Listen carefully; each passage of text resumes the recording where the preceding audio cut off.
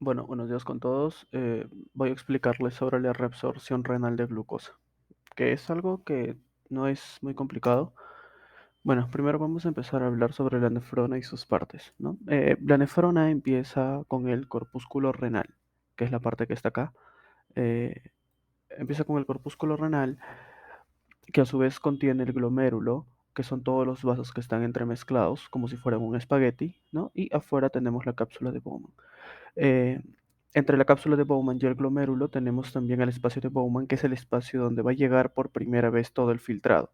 Este filtrado va a pasar a lo largo de unos túbulos, ¿no? Que dependiendo de la zona va a cambiar de nombre. El primer túbulo va a ser el túbulo contorneado proximal, ¿no? Después del túbulo contorneado proximal tenemos el túbulo recto proximal. Después tenemos el asa descendente de la rama descendente del asa de Henle, la rama ascendente del asa de Henle, ¿no? La rama ascendente en las nefronas yuxtamedulares va a tener una rama delgada y una rama gruesa, ¿no? Y después vamos a tener el túbulo contorneado distal, ¿no? Hasta ahí llegamos con nefrona. Muchos túbulos contorneados distales se van a unir y van a formar lo que se conoce como túbulo conector, ¿no? En un 10 a 15%, antes de llegar al túbulo colector, también existe otro túbulo que es túbulo conector. Entonces, para hablar de la reabsorción de la glucosa, solamente nos tenemos que centrar en la primera porción del túbulo, ¿no? Que es el túbulo proximal.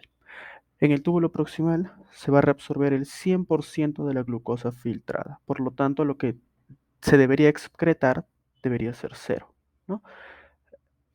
Si es que hay alguna falla en la reabsorción de la glucosa, se va a excretar glucosa por la orina y a eso se le va a conocer como glucosuria.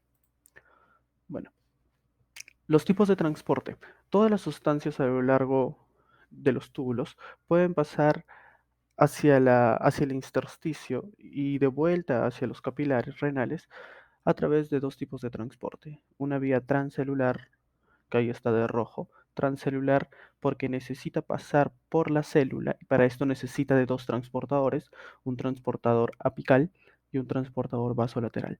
Y la otra es la vía paracelular, que más bien es un tipo de transporte que se va a dar entre dos células, ¿no? Gracias a las uniones estrechas, que en este caso serían las claudinas.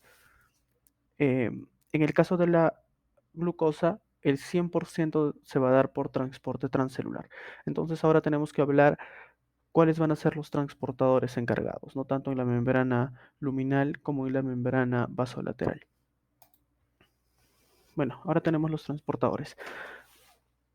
Para entender mejor sobre cuáles son los transportadores, vamos a separar el, eh, el túbulo proximal en tres porciones, en S1, en S2 y en S3. S1 es la porción más proximal, ¿no? Más pegada, se puede decir, al glomérulo, y la porción S3 es la que ya va a dar paso al asa de Hengle, ¿no?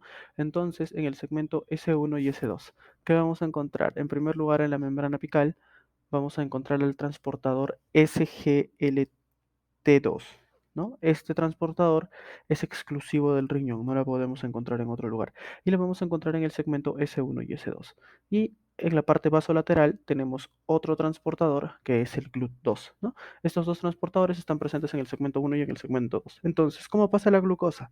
Bueno, para que la glucosa pase necesita eh, de la acción previa de la bomba sodio-potasio ATPase.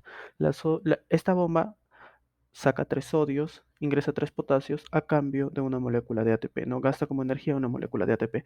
Si nos damos cuenta, está sacando 3 cargas positivas y está solamente metiendo 2 cargas positivas, ¿no? Por lo tanto, estaría cargando negativamente la célula. Entonces, esta carga negativa va a ser aprovechada por el SGLT2 para que el sodio pueda entrar, gracias a la gradiente negativa que se ha formado dentro de la célula, ¿no? Por eso es que el SGLT2 es un tipo de transporte activo secundario, ¿no? Secundario, ¿por qué? Porque necesita de la acción anticipada de la bomba sodio-potasio ATPase.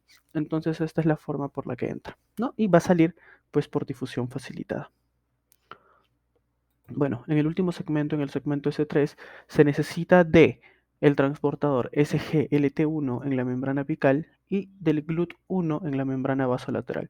El SGLT1 es un transportador que no solamente está presente en el riñón, sino también lo vamos a encontrar en el tubo digestivo.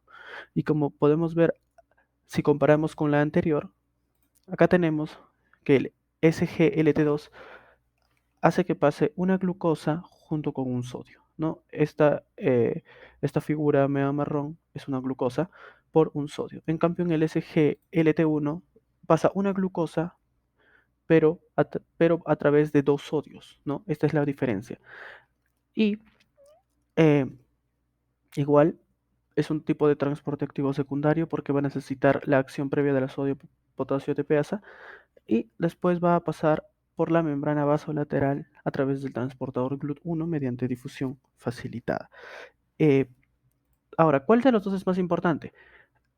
El transportador SGLT2 y el GLUT2 que están presentes en el segmento 1 y 2 son responsables aproximadamente del 90% de la reabsorción de glucosa, mientras que el SGLT1 y el GLUT1 solamente son responsables del 10% de la reabsorción. Ahora, vamos a practicar. Entonces, ¿qué pasaría si un transportador no funciona? Por ejemplo, ¿qué pasaría si el SGLT1 no funciona? Hemos dicho que el SGLT1 junto con el GLUT1 son responsables del 10% de la reabsorción. Entonces, ¿qué va a pasar? El 10% de la glucosa se va a quedar en la luz tubular y por lo tanto va a ser expulsado por la orina y vamos a tener glucosuria. Pero esta glucosuria solamente va a ser del 10%, por lo tanto lo vamos a llamar glucosuria leve, ¿no? Entonces la mutación del SGLT1 va a provocar una glucosuria leve. ¿Qué pasaría por otro lado si es que se afecta el transportador SGLT2? El transportador SGLT2 junto con el GLUT2 son responsables del 90% de la reabsorción de glucosa. Por lo tanto, si es que este transportador muta y no puede funcionar de manera correcta, el 90% de la glucosa no podrá ser reabsorbida. Por lo tanto, esto provocará una glucosuria clásica o glucosuria marcada, ¿no?